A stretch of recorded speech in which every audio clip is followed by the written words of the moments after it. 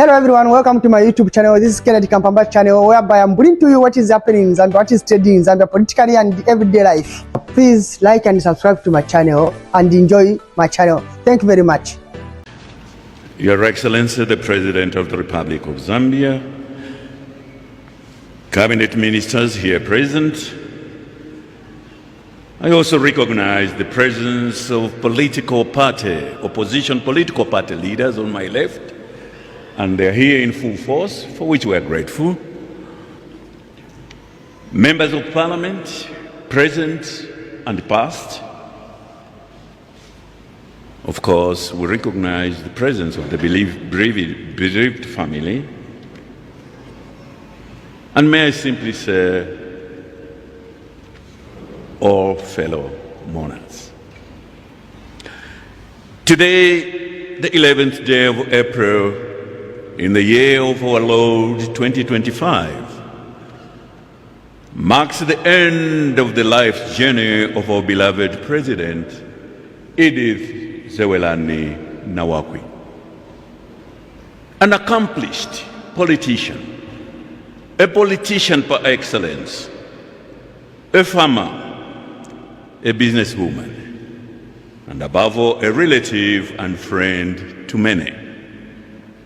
This day shall leave an indelible mark in the lives of many that encountered her during her lifetime and worked with her in various areas of human endeavor.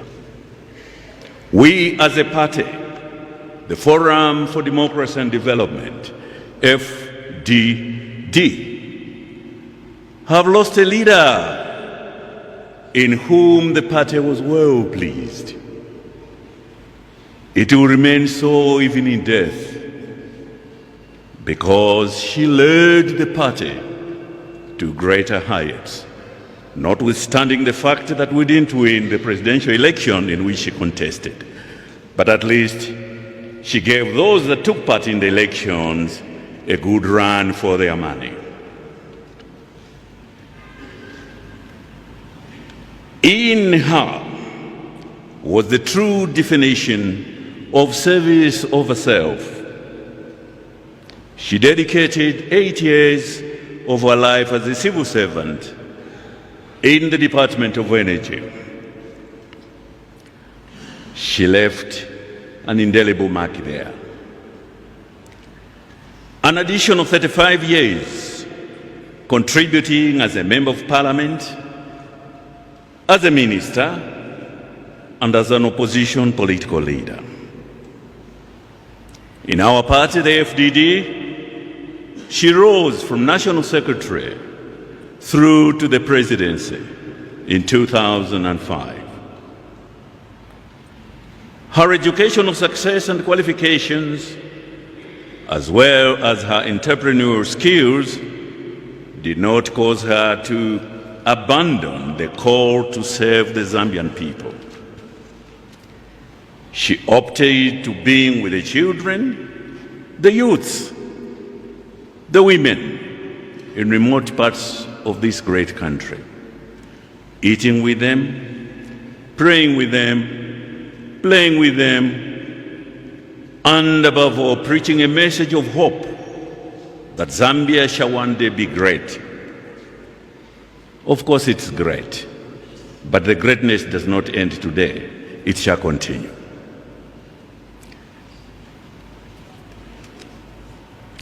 We shall not forget how she gave to the party at the expense of her personal needs, or because she put service before self. It is for this reason that our party, the FDD, has a motto.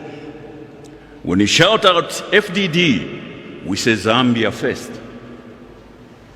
And this is very important, because for those colleagues who serve in government, we're reminding them that as they serve us, they must take Zambia first as they do whatever they do for our country.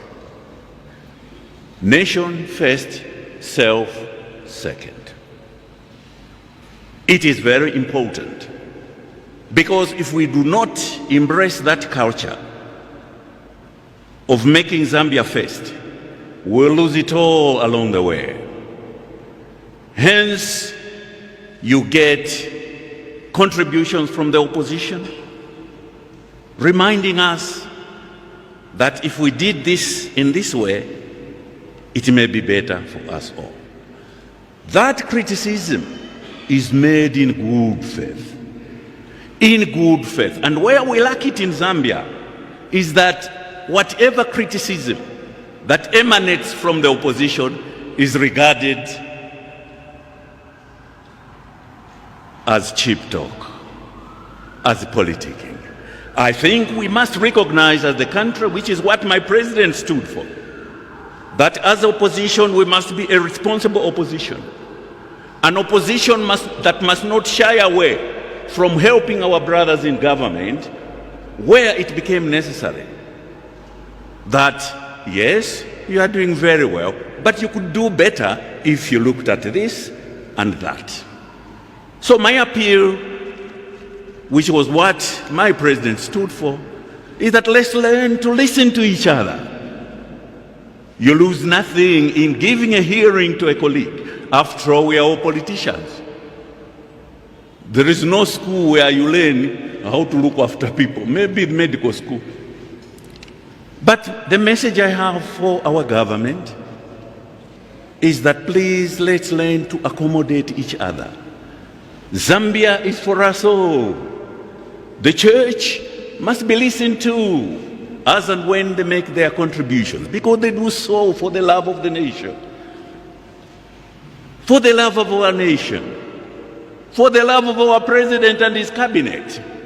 And my appeal, and a passionate appeal, let's learn to listen to each other. Let's learn to have what we call constructive engagement. We do not engage each other. Sure, it is the Zambia we want. A Zambia where we learn of each other through the papers, when it is possible for us to organize a meeting, a round-table meeting, where we can exchange these views as political leaders. This is the appeal which my president left with me. And I take it seriously, and we as the FDD, we will follow her legacy. We are prepared, on behalf of my colleagues on the left here, to engage constructively with our brothers and sisters who are in government. After all, we are one. And I'm using this opportunity because it is a rare occasion for me. I speak less, I listen more, and I look beyond what others see. There are a lot of things which we as a nation can help our government to realign. But our appeal is open a window of opportunity where we can engage, constructive engagement. This engagement in papers always distorts messages. I've said much, and I think even my president is hearing me.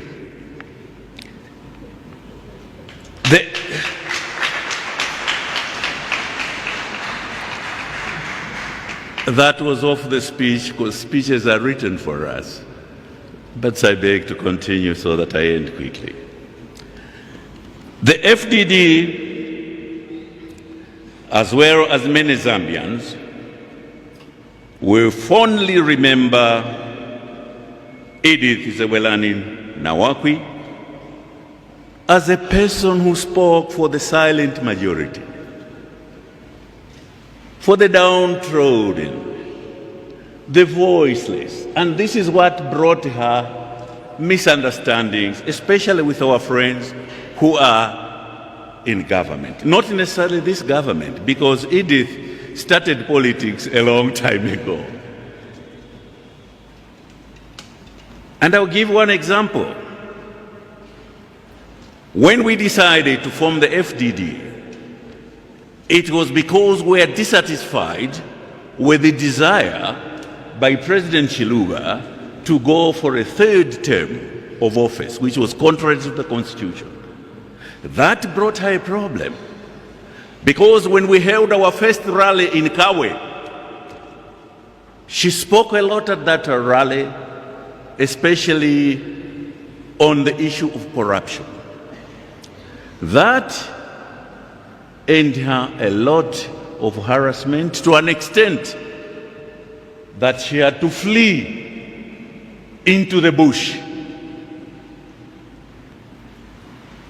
Of course, is it the Zambia Force or service? It's difficult to know the difference these days. But they followed her to the bush and set that bush where she was hiding alight. We communicated, advised her to change her dressing, let her dress like an old lady with a duke and specs that was fit for an old person. We communicated and managed to retrieve her somewhere between Kabwe and Lusaka, but before that, police station and Zambia National Service. I was driving the vehicle myself, so I'm speaking from experience because I was involved. There were roadblocks which were set by the service, or is it the force? But we managed to pass through. What I vividly remember was when we passed through Prospect Station, police station. Doors, they ordered the doors of the car to be open, and little did she know that the old woman in the back seat of my car was my party president. They looked around using a torch before giving us a right of way. That was Edith. And why we had to go to those lengths is because by then Nambozi was very young. We felt obliged to ensure that we deliver this mother who had a baby to our house, and we succeeded. But we didn't stop there, Your Excellency. On Monday, we reported ourselves at Force Headquarters, Service Headquarters, I beg your pardon. And our friends at the headquarters were surprised. Is this Edith? Yes, I said, this is Edith. At that time, she was a National Secretary of the FDD. We have reported ourselves, you were looking for us, and you even mounted roadblocks. Did they say anything? Not much. All they said is, no, we'll come back to you. And they haven't come back to us on that matter, even up to this day. So, when you are an advocate, advocating issues on behalf of others, it is you who bears the brunt at the end of the day. And Edith did that. This did not end with this incident only. From time to time, Edith would speak on behalf of the people. Each time she spoke, slapped with a charge, spoke again, another charge, and Edith died with a lot of charges hanging on her. I am speaking because I was the lawyer representing her. Edith did not die a happy person. Even when she was admitted at UTH, police officers came to my office. We want proof that she's at the hospital. And I took her to the hospital, UTH, showed them the bed. And I said, if you're Thomas Didymus, touch her. This is Edith Nawakwi. Isn't she in hospital? I think we can do better as a nation. This is a Christian nation. Where is love there?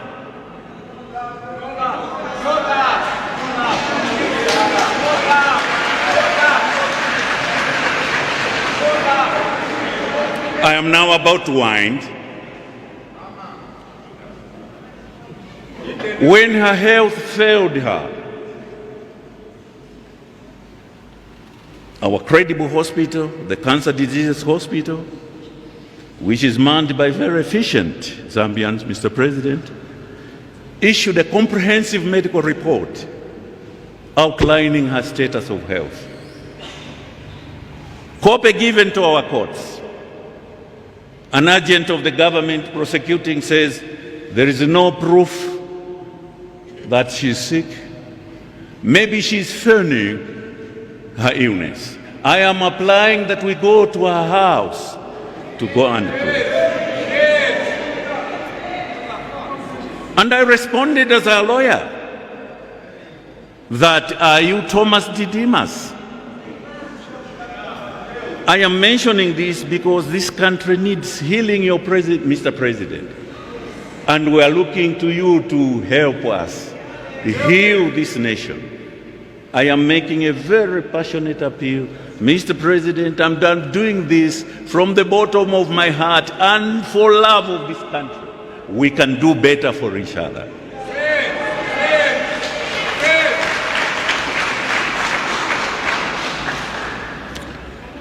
Coming to the party, she was the pillar of strength in our party, and she propelled the party to great heights, to an extent that we have structures throughout the country. Another contribution, she enjoyed bringing political parties together so that together we can provide proper checks and balances to our government. Unfortunately, and that's what I'm bemoaning, we cannot be providing checks and balances through the papers, through the newspapers, through press briefings all the time. Let's learn to engage each other. And the message for the future, which is my president's message, is let's engage our government. If it means talking in Bemba, I'll talk to my Honorable Minister of Sports in Bemba. He knows my Bemba is very good. So, we are brothers and sisters on a common journey. Let's move forward together. And finally, my president told me to make one final appeal,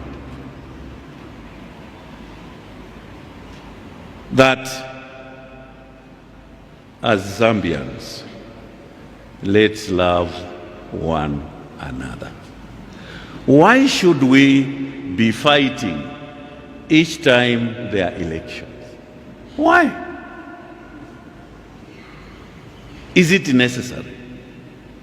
I think, my leader, Your Excellency, we are appealing to you to help us by engaging us as opposition so that we can discuss issues of common interest. This country must move ahead as one country.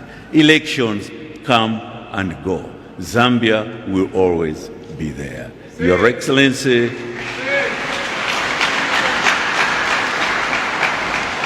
with these few words, Your Excellency, we would like to thank you for finding time to be with us here, even for honoring your colleague, President Nawakwi. We are grateful. We are also grateful for the assistance which was rendered through the Ministry of Health, although it came towards the end of her life. But that was assistance for which we are grateful. Thank you, Mr. President.